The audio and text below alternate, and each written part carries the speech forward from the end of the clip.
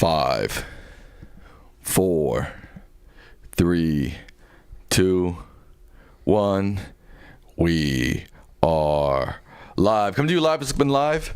Truth, not tyranny. Truth, not tyranny. Say what's up to the people, Dad. TNT, very explosive. You know, far better than anything the Democrats have come up with in a couple of decades. And congratulations, Bonnie, for coming up with it. We'll be discussing that a little bit more, but there's so much going on right now. So, Donald Trump apparently has spent $56 million on golfing. That projects out to several hundred million. Presuming this Qatari jet comes through, $400 million. And it might not even be used for Air Force One. It might go right to his library where he can do anything he wants privately. Over $100 billion for ICE that's terrorizing our community and picking up precious few serious criminals. That seems like a lot of spending. A lot of spending. Tens of billions for a border wall. So we can afford all that, right? Right. But what can't we afford? Seems like public media. 1.1 billion to public media. Cuts to public media, not to them. That's cuts right. I meant cuts to public media. 9 billion cuts to USAID, which saves lives. AID programs are documented to have saved tens of millions of lives over the last 30 years or so. They have given us incredible standing and soft power around the world. But somehow we can't afford to pay for that while we can afford to all these things which don't help anyone which actually hurt the country. I also read, and I can't believe this, I don't know if it's true, maybe some of our audience can tell us, that they are prepared to destroy, to throw away 500 metric tons of food that was meant for the most starving, most hungry people around the world. They'd rather destroy food than give it to people who need them, assuming these reports are true, but I've seen them from several different outlets. Now, Sam, we know what happens when you cut, essentially zero out federal aid to outlets of public broadcasting. Okay. We haven't seen that since 1967, almost 60 years. Who gets hurt, Sam? Local markets in rural areas. Because the local markets, local stations in rural areas, heavily red states, by the way, as we'll show you, depend most upon public funding. Things like 1A or Marketplace, they're not going under. Not public funding, federal funding. Federal funding, yes. There is a difference. There are three ways. State and local. Right. Well, there are multiple ways in which public media gets money. They get some of their money from advertising, like corporate media does. They get some of their money from donations, just everyday people donating. And they get some of their money from federal funding, state and government, local funding.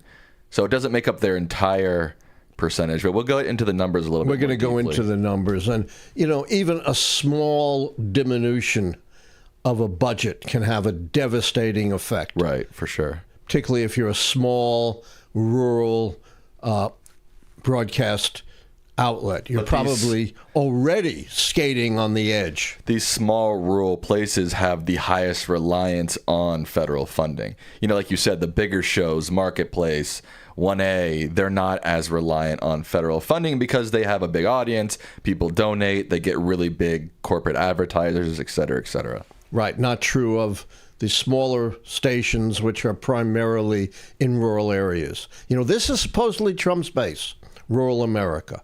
And look what he's doing to rural America.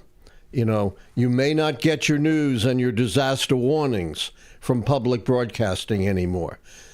Eventually, the slashing of Medicaid and food stamps might cause rural hospitals to shut down. So you're not going to have that anymore. But all they care about is freaking Jeffrey Epstein. They don't care about I know, it's astounding. So what are you going to have? You're going to have floods, wildfires, tornadoes, droughts, every manifestation of catastrophic climate change. This is the golden age. Diminished information, diminished healthcare, vastly increased natural disasters, particularly targeted to the Trump base. This is the new golden age. But as you say, they seem to care a lot more about Jeffrey Epstein, and we'll explain why. But I want to see those numbers, Sam. Yeah, I got it on my phone. Let me go through some of these numbers. So, the average public media station, in terms of radio, gets about 14.5% of their funding from federal funding, and public television gets about 18.2% from federal funding. Now, you might say, well, that's not that much. Well, imagine if someone came into your company and just chopped off 18% of your funding, 14.5% of your funding. That would have a massive effect on you. But here's the thing. There are certain states, Before you get off that, That's really an important point.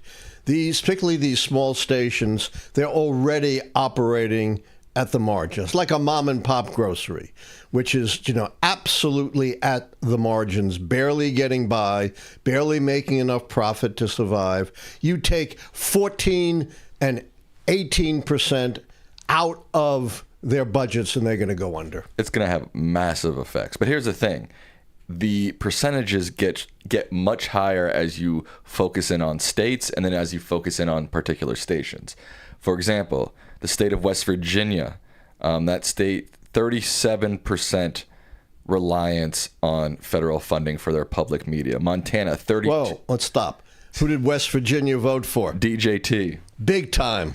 Montana, 32% of their public media gets federal funding. And who did Montana vote for? Big time. Donald Trump. Yes. Alaska, 36% of their public media stations rely on federal funding. And who did Alaska vote for big time? Donald Trump. New Mexico, who weren't a red state, but 35% of their public media stations rely on federal funding. But it goes even deeper. If you look at station by station, wow. For example, Oregon's KCUW, New Mexico's KSHI, and Alaska's KNSA, all these stations have a reliance of 80% or higher. 80% or higher. So they're doomed. They're gone. And in terms of public television, Tennessee's West Tennessee PBS, Texas's Basin PBS, Illinois' WQPT, Kansas's Smoky Hills PBS, they all have federal fund reliance of 40% or more. So they're all gone. They're all gone. So again, as you start focusing in, you realize on how damaging this is going to be to public media across the United States. Right. You can't just look at the macro picture. As Sam has done, you've got to drill down to the particular stations and their reliance on federal funds. And remember, these stations give you essential news that you're not going to get from commercial stations, and they're very important, particularly in this age of floods and fires and hurricanes, of giving you warnings of weather disasters. I read that, Alaska had this tsunami warning, Sam. You remember that? Yeah. Just recently, in the last day or so, and the public radio stations were very important in broadcasting warning and information to the people of Alaska about this tsunami.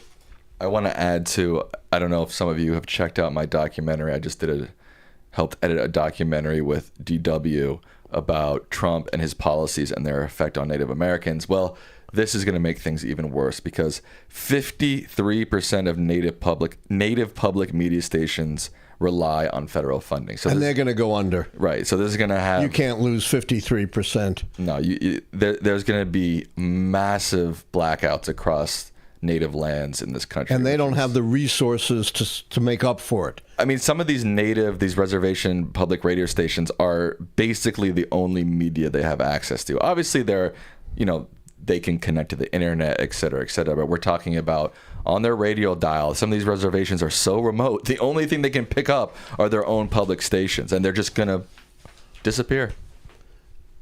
For what reason?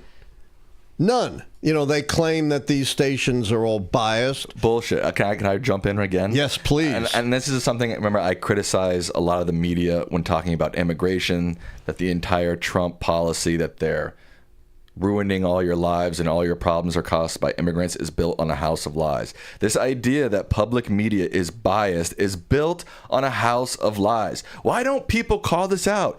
The Republicans in the United States who are saying that public media is biased are full of shit. I guarantee you, if you did some sort of accuracy analysis, public media might be the most reliable, accurate form of media we have in the United States. Oh, there's no question about that. Now, there's no doubt, no doubt. Sometimes bias slips in, sometimes error are made. But again, it's total bullshit. This is the most reliable form of media we have in our country. The idea that they're biased is BS. And I would love for these right-wingers to talk to some of their own right-wing media outlets. Let's compare the reliability and the accuracy of right-wing media outlets and their bias versus public media. It's not close. And this is the MO. Make some broad-based accusation, say some magic words, left-wing bias, woke, fraud. We're going to say the magic word of fraud and use that as our excuse to make it much harder for people to vote, even though all the evidence shows there is no consequential fraud in our elections. Or, we're going to get these horrible, dangerous, bloodthirsty, undocumented immigrants off the streets. And it turns out overwhelmingly, over 90% are people with no convictions of any kind or minor convictions for things like traffic violations. They make these, or, the 220 election was stolen, or Barack Obama was born in Africa. They make these things up. I also want to say, no, I lost my train of thought. What was I going to say? I was just saying they make these things up. I know. Hold on. I was going to say, it drives me nuts because somehow the American people have bought into the idea that Donald Trump and the GOP are these great beacons of freedom and the First Amendment. This is proof that the modern GOP and Donald Trump are the worst First Amendment party and president we have ever seen. To zero out public media funding, again, because they don't like what they report, makes them the worst freedom fighters we have ever seen, the worst First Amendment party and president we have ever seen, period. I'm so sick of this BS that Trump and the GOP are, fighting for freedom and free speech. Bullshit. Look what they're doing on education, cracking down on colleges and universities to make sure that they simply parrot the conservative orthodoxy, which completely distorts American history and society. I've documented this thoroughly. We've talked about this before. Just look at the 1776 report issued at the end of Trump 1, which represents their understanding of American history and American society. And dozens upon dozens of scholarly organizations, independent, not political organizations, have denounced it for saying it's not real history. It's not real analysis of our society. It's just politically driven orthodoxy. It's the opposite of free speech. Yep. All right. Can you hold my mic for a second? Yes, sir. There are other things on my mind, Sam. Okay. And I will get to them. I do careful research here.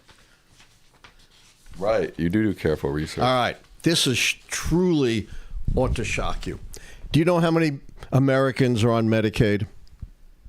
Any idea? Can I guess? Go ahead, guess. Take a guess. How many Americans are on Medicaid? I'm going to guess like 7 million. Ha! No, not even close. 79 million. Wow, I'm not even close. You're off by a factor of 10. Wow. And most people are. Most people have no idea about our programs or our budget. You know, they think foreign aid is a quarter of our budget, and we made big savings by cutting foreign aid. It's 1% of our budget. Or they think, you know, personnel, all these useless employees are half of our budget. 6.6% of the federal budget is spent upon personnel. You know, there's just so much incredible misinformation. So 79 million Americans are on Medicaid. And guess what the Trump administration has just done with respect to their private data? You can guess pretty well. Giving it all away. To whom, do you think? I don't know. To ICE, of course. Oh. To Immigration and Customs Enforcement. So they now control, through the personal information, including home addresses and ethnicities, to target people for deportation. Nothing to do with criminals and cutthroats and dangerous persons, just ordinary Americans who are on Medicaid are now going to be targeted by ICE. And you know, because it has ethnicity data, there's going to be tremendous racial profiling. ICE has already been found to be engaging in, you know, egregious racial profiling in the kinds of places it raids and the kinds of people it picks up. And if you think just because you're a U.S. citizen that you're safe from being picked up and detained by ICE, think again. Really? Yes, we just had the example. It's just one example, but there's also statistics on it. I don't try to prove things with examples. You know, they try to prove we've picked up all these dangerous criminals by giving us 2 or 3 examples out of 50,000 people that they've detained. You know, there are more than 50 murders every day in America. You could prove any group is bloodthirsty murderers, including white native-born Americans of German descent like Donald Trump. It's nonsense. But we did have this incredible story of a U.S. citizen, a veteran, an individual who has risked his life for his country. He was sitting in his car. They broke his window. They sprayed him with chemical irritants. And they threw him in a cell with no explanation, no due process, no judge. And he sat there without, you know, having to take a shower in this awful cell, you know, covered with this residue of the chemical irritants. And with no explanation, they finally let him go. And this is a systematic problem. There have been studies of this in Texas and Florida showing that even in a single county, that hundreds, just one county in each state, big counties, but still just one, hundreds of U.S. citizens have been swept up in ICE raids. And you think it's easy to prove your citizenship? Think again. If you don't have a passport, it's not going to be easy to convince ICE, even if they give you a chance to prove your citizenship, to prove you're a U.S. citizen. And proving U.S. citizenship is an incredibly fraught process. It's not just being born in the U.S., although they're questioning that too, or formally becoming naturalized. We have something called derivative citizenship, which depends upon the citizenship status of your parents and their immigrant status, and there are like 30 different categories, or acquisitive citizenship for those who are born abroad but, you know, have a claim to U.S. citizenship. And there is a tremendous delay in the databases that ICE uses in those who become naturalized citizens. That's why U.S. citizens get swept up, and it's going to be so much worse when they do it on this mass basis and troll through things like 79 million private data sets on Medicaid. This is the kind of thing you would expect to see in the worst authoritarian countries. You would never, ever have thought this was a real possibility in the United States. Thank you, sir, for that. I just go beyond. Now, I hate to do this. Uh-oh. What are you But about let's to get do? back to Jeffrey Epstein, right? Oh, God, I'm sick of hearing about this guy. I know, but this seems to be the only thing that's breaking MAGA. True. You know, hurricanes, floods, wildfires, losing your health insurance, prices rising, being rounded up maybe by ICE. None of this moves them. Nope. But somehow Jeffrey Epstein does. And there's a legitimate reason for this, and then I think the real reason is not legitimate. The legitimate reason is, there is scarcely anything more horrific than pedophilia, than exploiting sexually children. But I haven't seen MAGA get upset about other institutions like the Catholic Church. I saw an interview with Lauren Boebert where she said that she was talking to some right-wing influencer, media person, and he asked her if she would be interested in a special counsel. And guess who she said should lead the special counsel into the Epstein I think record? I've heard this. I think I told you this. Matt Gaetz. Matt Gaetz. If that doesn't prove to you that they don't actually care about, fighting pedophilia, I don't know what does. Matt Gaetz is allegedly a child pedophile. I mean, what? And engaged in sex trafficking. Engaged in child sex trafficking. And he quit the House, so the report, which many believe documented that, wouldn't come out. Why else would he care about the report coming out if it exonerated him? It's like we're living in bizarro world. I just don't get it. I mean, how can you sit there and say that you care about fighting child sex trafficking, and then in the same breath say the person who should lead the investigation is freaking Matt Gaetz? I know. Oh my God.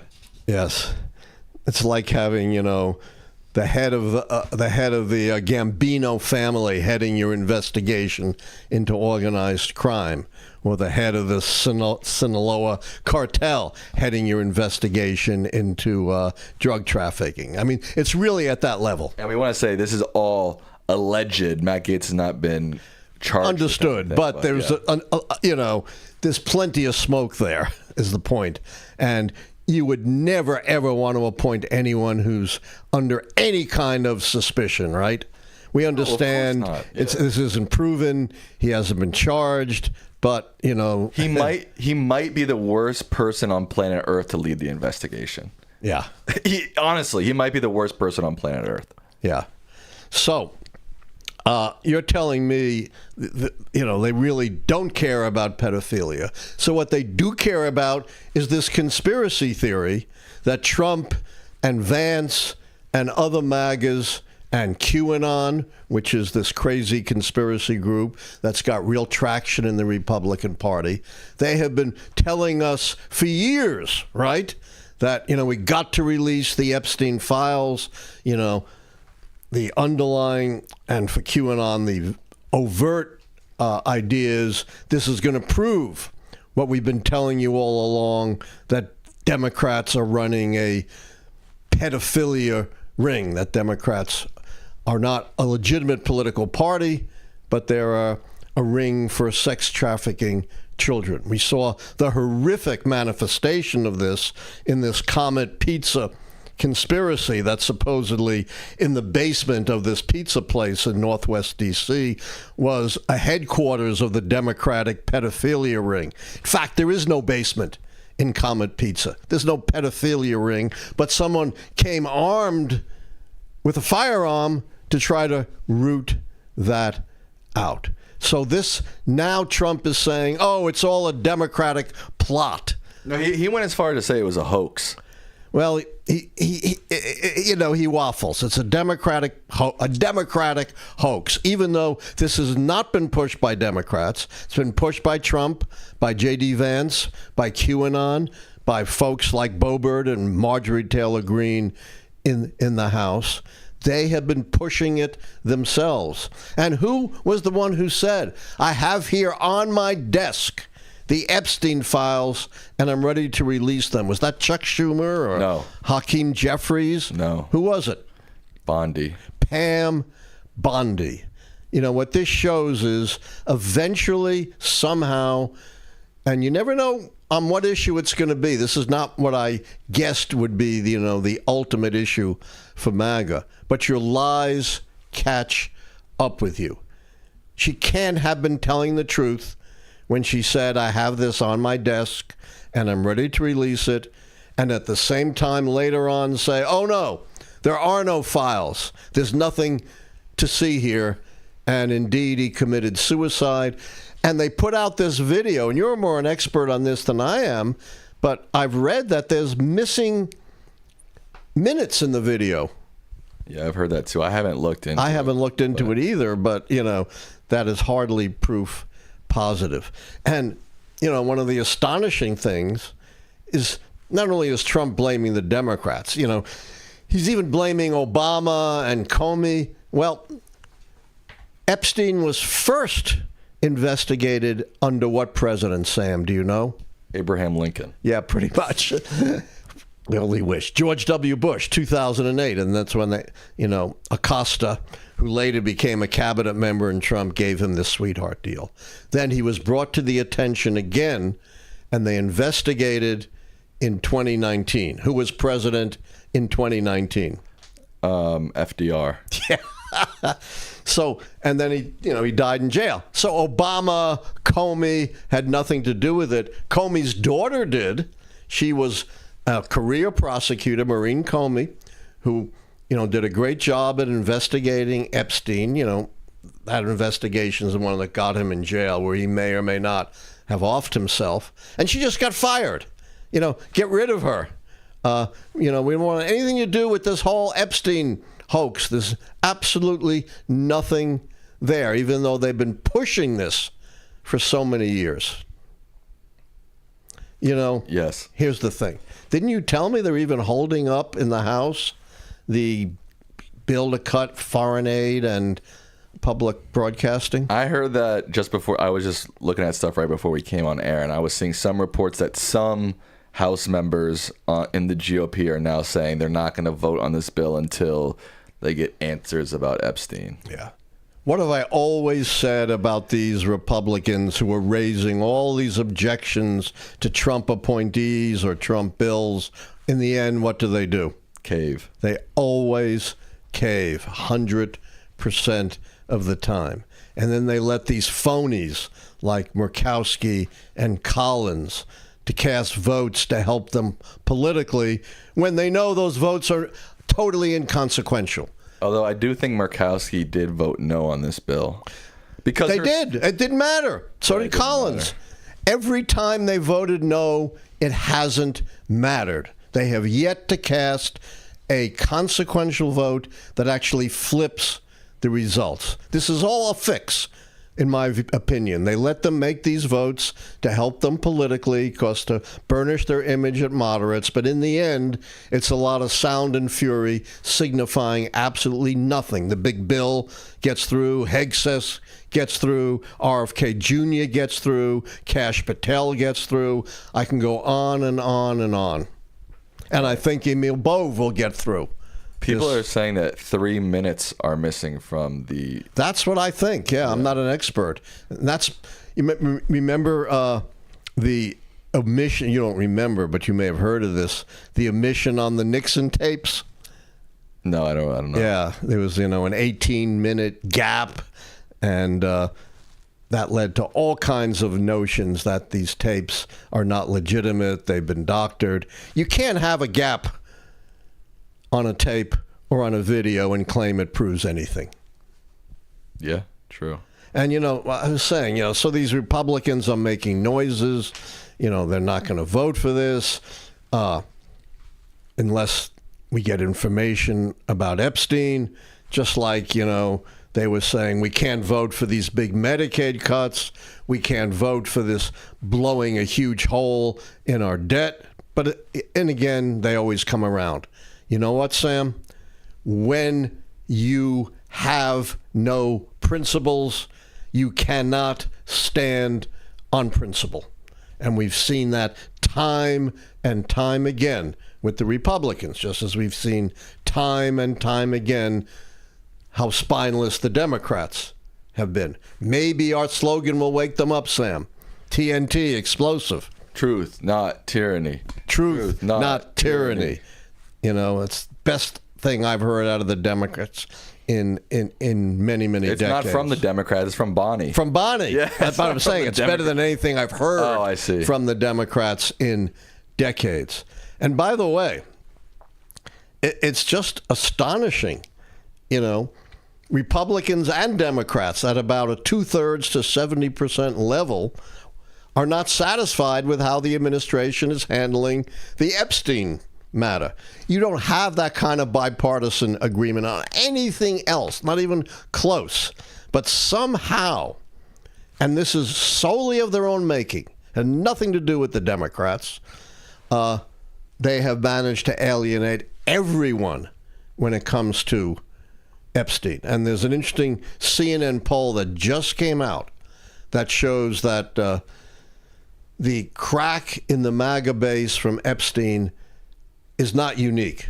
That while it was small, there were indications that the base was already cracking because they're just not happy with a lot of the things that Trump has done. The poll found only 21% of Americans, the hardcore base, Sam, strongly approved of Trump.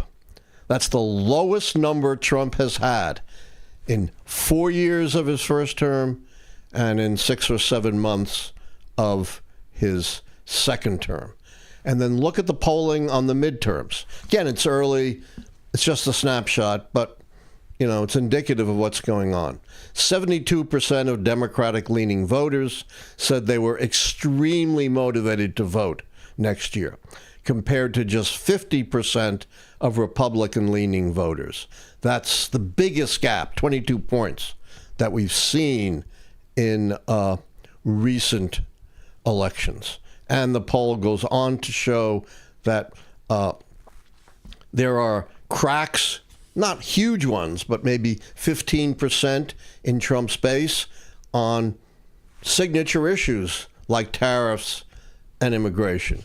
So, you know, I've talked a lot about Zen in the art of motorcycle maintenance, where, you know, you tap on one small thing and it opens a much bigger chasm. We could be seeing that with the Epstein fiasco.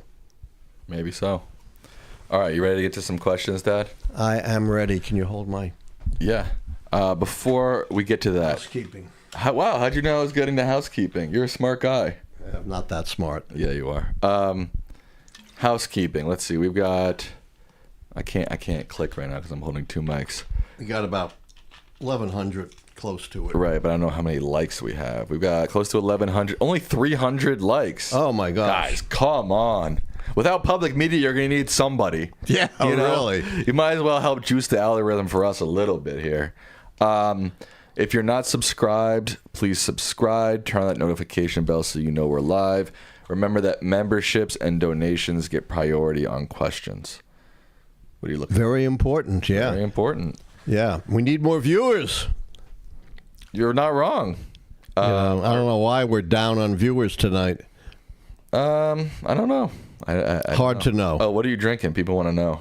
Oh, Dr. Pepper. Diet Dr. Pepper. I always drink diet. Right. I've never seen. Hey, I'm training for the Olympics. I can't afford to get any fatter. I don't think I've ever seen you drink a non-diet soda in my life. I don't think. But you got me this really good seltzer water that I've been drinking. Chico. Yeah, you like Topo Chico. Yeah. You know what's in that? Nothing. Not nothing. Water. Water, yeah. No additives is what I meant. Right. Yeah, so please, if you're watching, we need your support. That's true. All right. Our first question is from member... And we don't get any federal funds, by the way. No. Are you kidding? Are you kidding? Can you imagine? Even during the Biden administration, we didn't. Still, so yeah. we wouldn't even take it if we were offered. Nan B. Remember Nan B? I do. No, I'm saying it's member Nan B. Oh, okay. Not do you remember Nan I do remember. Oh, you do remember Nan B? Yeah. Okay. They say, if Trump has full control of Congress, Senate, and the military, can he shut down the elections and keep us from voting? I remember him telling his voters that this is the last time they would ever have to vote. Remember that? Any thoughts on it? I remember it well. We talked about it on this show at the time. It was very scary. And he's already doing some very scary things with respect to the upcoming elections. I don't know if they're following through on this because, they're supposedly so transparent and you don't get any reliable information. Yeah, keep laughing. Right. Particularly on those Epstein files, couldn't be more transparent. They're talking about targeting election officials for criminal investigations. Have you heard that, Sam? That's truly frightening. While that, is not an overt shutting down of our elections, it certainly comes extremely close. Plus, as we know, Trump has been very loose and very willing to declare national emergencies. He could declare a national emergency for the 2026 elections. Maybe not shut it down, but use the military to take control over our election apparatus. And, the only thing that could really stop him, and maybe not even that, would be the Supreme Court, which so far has it been very inclined to stop anything Trump is doing? Not at all. So, yes, I think Nambi raises a very important question. And we've I don't think the American people are quite aware of the possibilities here. Even just tilting the election, much less shutting it down by targeting election officials or making claims about fraud. You don't have to manipulate it very much to determine the outcome. You know what this Epstein stuff, a good analogy would be? It's like if you were in high school, right? And you had a theory about a girl in your high school, right? Some sort of... she was cheating on her boyfriend or something, right? And your school, they started cutting your lunches, your teachers all left, the school started crumbling to the ground, and all you cared about still was confirming the rumor that this girl in your school cheated on her boyfriend. That's a pretty good analogy. How do you like that? Yes. Brady E says, what are your thoughts on the firing of Miss Comey from the Manhattan U.S. Attorney's Office? She was a veteran prosecutor who worked on the Epstein prosecution. What are the implications from the Trump administration about this firing? Or did they just fire her because her father is James Comey? It's hard to imagine they fired her because her father is James Comey. He's been a father for a very long time, right? That is true. And she's been a prosecutor for a very long time. So why all of a sudden, after all these years, would they fire her because of her father? That makes no sense. Clearly, they fired her because of the Epstein matter. They're just cleaning house. They don't want to have anyone around who is significantly involved in investigating Epstein or anything else in the Epstein matter. I think unquestionably, given the timing, it has to be tied to Epstein and the uproar over the supposed Epstein information. No, my opinion, there's no question the timing points to that. Philip H., he's currently our top fan on our leaderboard right now. He says, what and when was the cause of the party shift after the Civil War? I.e., Dems were conservative racists and Republicans were more liberal at the time. That's absolutely correct. The Democrats were the party of white supremacy in the South. It was the Democrats who overturned the Reconstruction governments and set up the system of Jim Crow discrimination, which lasted at least to the civil rights legislation of the 60s, but in my view, still has lingering effects. And the Republicans were the party of civil rights, were the party of more activist government. Well, what happened? We had a monumental shift in the early 20th century. Oh. You had William Jennings Bryan. Have you heard of him? No. Yes, the boy orator who's famous for his Cross of Gold speech and who allied the Democrats with the populists and who adopted in his unsuccessful presidential runs of 1896 and 1900 the progressive populist program. Couldn't put it into effect because he lost.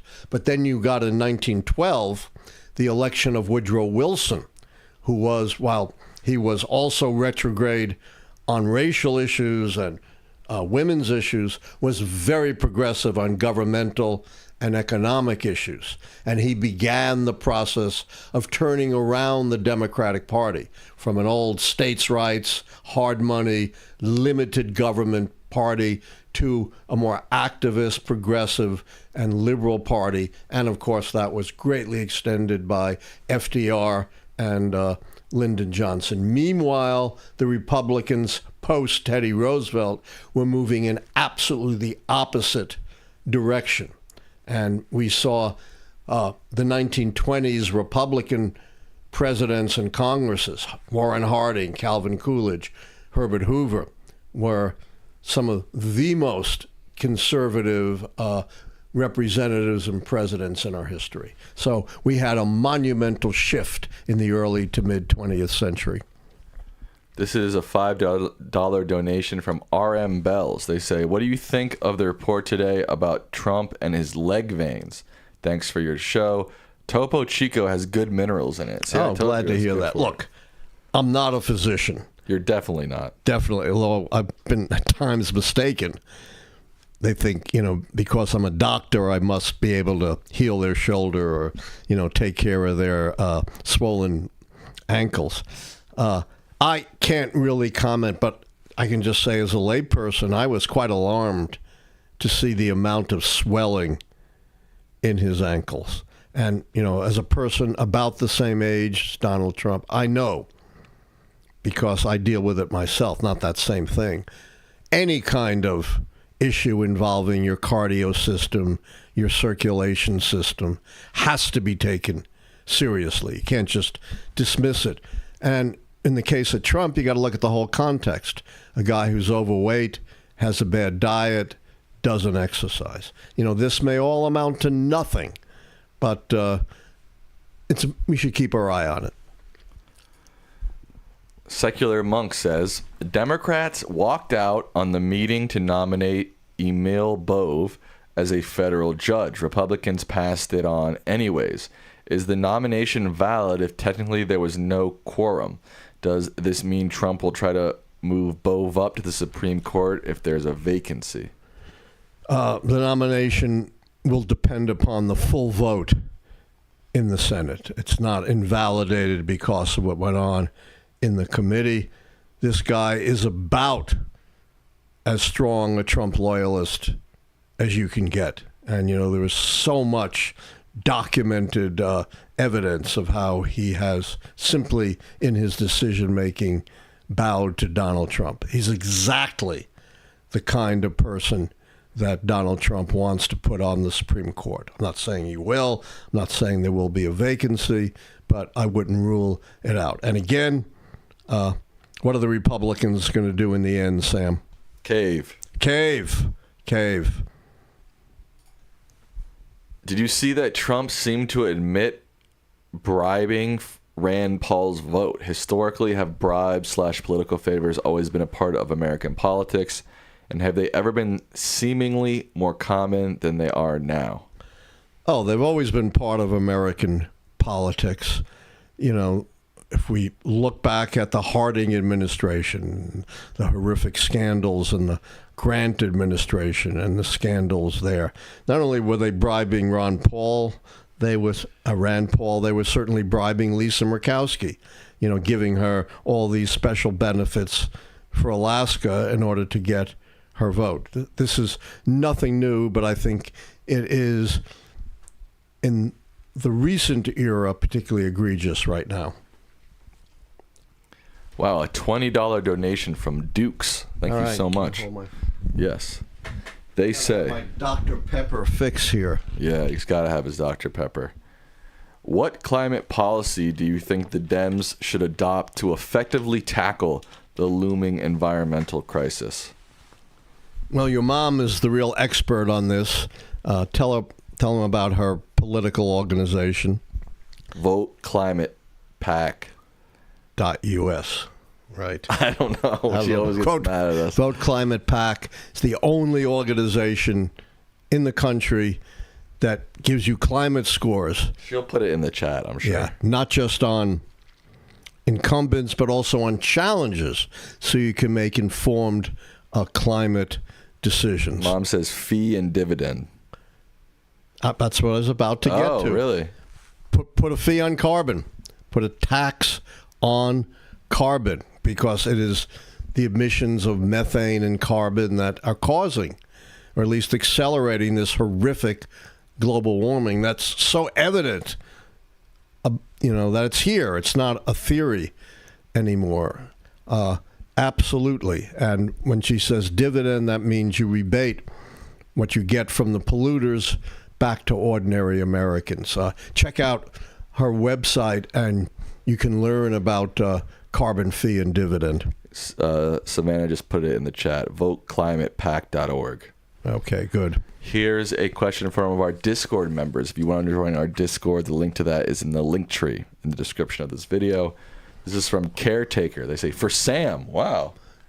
For me. This is for you. So I can relax. Can leave, yeah. For Sam. And it's that Elon Musk is going back to burning down the bridges with the Epstein files on Trump and the other Republicans.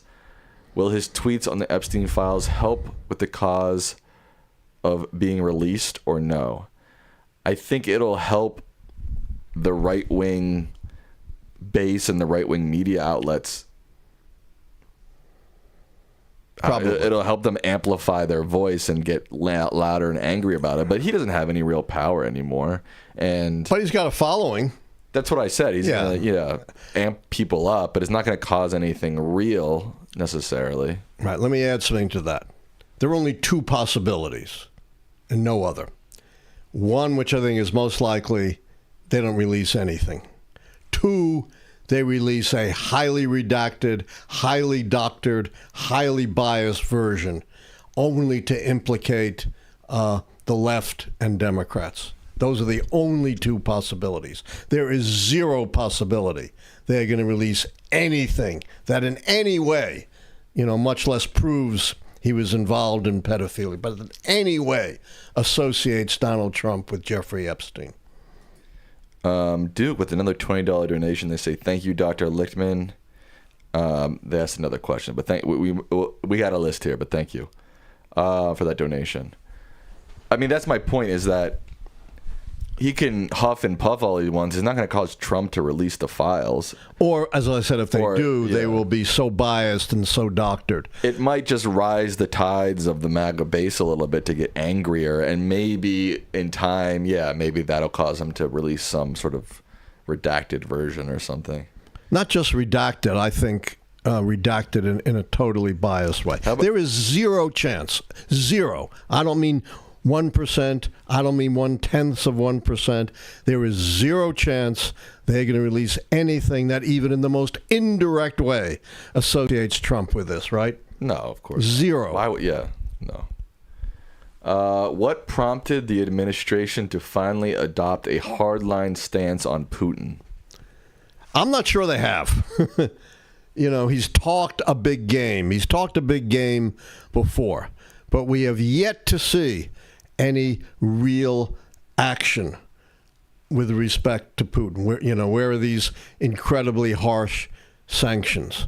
And I'm not entirely sure what weapons they're actually giving to Ukraine and how quickly. Are they just giving them defensive weapons, or are they giving them weapons that they need to bring the fight to the Russians? So I'm more optimistic than I was a couple of months ago, but I am suspending judgment till I see some concrete results. I think, if anything, he's felt, Putin has taken advantage of him. He hasn't respected him. He hasn't given him the praise and adulation that he wants. It's always personal with Trump. That's my opinion anyway. I mean, I can't crawl into his head. Thank goodness. Jesus. How do you feel about J.D. Vance's lawsuit before the Supreme Court? to allow less restrictions on election spending in coordination with candidates by political parties. It's obviously a terrible idea. The whole notion was we're going to allow unlimited spending by these independent organizations because they're not going to be coordinating with candidates and campaign committees that do have spending restrictions. So this undermines the very rationale for having these independent organizations. And I want to add something to that. Right under the radar, and no one is talking about this, they have blown a huge hole in the independence of our tax-exempt churches. You know what they've done? Tell me. Nobody knows. They have authorized churches to make political endorsements. Nonprofit organizations that have tax exempts are not supposed to make political endorsements. Can you imagine if Harvard University made a political endorsement? You know, the Trump MAGA and his officials would be saying, throw them all in jail. But now they said churches should be able to endorse candidates and parties. What could be more corrupting of our churches?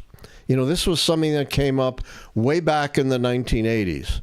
And, you know, someone who's not on the same political wavelength as me, but, you know, maybe the most prominent right-wing preacher, Pat Robertson, was wholly against it. Not that he wasn't incredibly political, but he said this will corrupt the churches. You put churches into politics, that will take over and dominate and destroy their spiritual mission. And, you know, right under the radar, this is something of incredible importance that no one has talked about.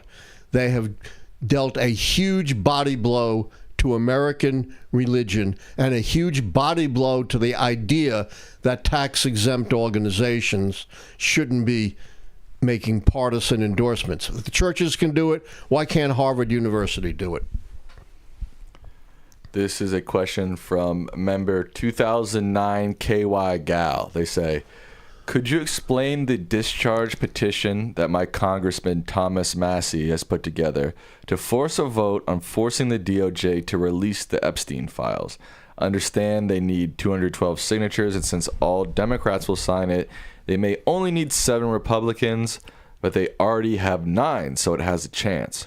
All these years, it seems to me that Massie has been pretty useless, but he has done a few good things recently. I agree with that. I'd be shocked if in the end, remember, they always cave, you're going to get enough Republicans to sign on to get a discharge position, which means you can force a vote on a matter where the speaker is not bringing it up for a vote, to sort of circumvent the power of the speaker.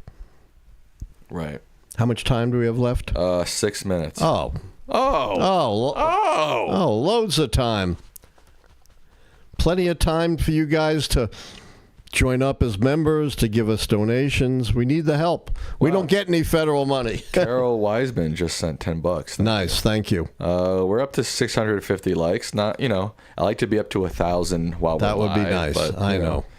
We don't have the biggest viewership tonight, so that might be tough. But hey, you know, if we can do it, that would be great. I think a lot of people, you know, it's mid-July. A lot of people are probably on vacation. So True. We'll probably pick up again, you know, in August and late August and September. Probably. Let's hope. We need it. Right. Amy just sent a $10 donation. She Nice. says, greetings, Dr. Lickman from Miami Beach. All right. Our next question is, why were Emperor Hirohito and other high-ranking officials not prosecuted during the Tokyo trials, and what impact did this have on the perceptions of justice? Well, in either... I don't even know what he's talking. Can you explain it? This is post-World War II. Oh. This was the emperor who announced the surrender. So they weren't going to bring the emperor before a war crimes tribunal. That would have caused incredible unrest within Japan because they venerate their emperor. And one of the things we were trying to do, and we largely succeeded under the leadership of someone I don't otherwise admire a lot, but he did a great job, General Douglas MacArthur, to purge fascism, at least to diminish it, and move Japan in a more liberal, democratic direction. And bringing Hirohito to trial would have been an absolute disaster. The DOJ suggests that the officer that killed Breonna Taylor should serve 1 day in jail. Thoughts? Did you hear about that? No, I haven't heard about this 1 day in jail, but it sounds absurd to me. Okay, he hasn't heard about it. I mean, I don't recall what the exact sentence was, but when it's a type of homicide, it should be more than 1 day in jail. You remember Breonna Taylor? She was the woman who, I think it was in There was the no-knock... yeah, the raid in her house. Right, and they started shooting, and even though she wasn't even a target of the warrant. Right. I think they were weren't they at the wrong house entirely? I'm not entirely sure. Or were they after her boyfriend? Yeah, I'm not up on all the fine details. Okay. Anyway. But I think the target may have been her boyfriend. I don't think it was the wrong house, but it may have been. I don't, I'm not up on the fine details. Let's not speculate. I don't want to speculate exactly.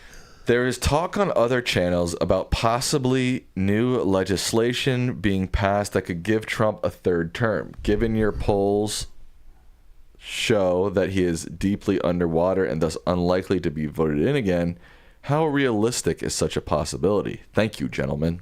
Can't do it by legislation. It's in the Constitution. The 22nd Amendment to the Constitution says you cannot serve more than 2 full terms. And obviously he will have served 2 full terms and is constitutionally ineligible to run for a third term. And that cannot be rectified by legislation. Nor do I think his health... I'm not a physician, but I'd be shocked if he was healthy enough, when he's in his early 80s to run again. All right. We got 2 minutes. You want to do 2 questions? 2 questions, but not these real long ones. What do you want from me? All right. Make it as long as you want. I mean, I can't, I'm going live, so I can't really paraphrase them. I know you can't. But the good news is that the Lichtman Live Post Show comes on right after this, so stick around for that. That's really good news. Professor, we all agree that Republicans have no principles and Democrats have no spine, but can you as a historian tell us when the Democrats lost their spine? They certainly had a spine during the Nixon, Ford, Carter, and W. Bush eras, and probably also during the Clinton and Bush 2 eras. But after that, I'm not certain. Can you tell us when Democrats became invertebrates? Well, mostly, I hate to say it, during the Obama administration. I'm a big admirer of Obama as a president. He probably saved the American economy with his bailout and stimulus bill when the economy was about to go under in 2008, 2009. The Affordable Care Act is the most significant piece of social legislation since the 1960s. He eliminated public enemy number 1, Osama bin Laden, but he was miserable when it came to party building and messaging. Yes, he got reelected, but the Democrats got wiped out while he was in office in the midterm elections of 2010 and the midterm elections of 2014. And the midterm elections of 2010, it was not just the Congress, it was state legislatures and governors which enabled Republicans to gain control over critical swing states like Pennsylvania, Wisconsin, and Florida, and gerrymander congressional seats to help them with their majority. And now they're talking about such a severe gerrymander in Texas, which is already gerrymandered. It's already way tilted to Republicans. They're talking about a super gerrymander in Texas that would give Republicans 5 more seats. It's just blatant. Our final question of the night. Would you describe Stephen Miller as an unelected bureaucrat running national immigration policy without any accountability?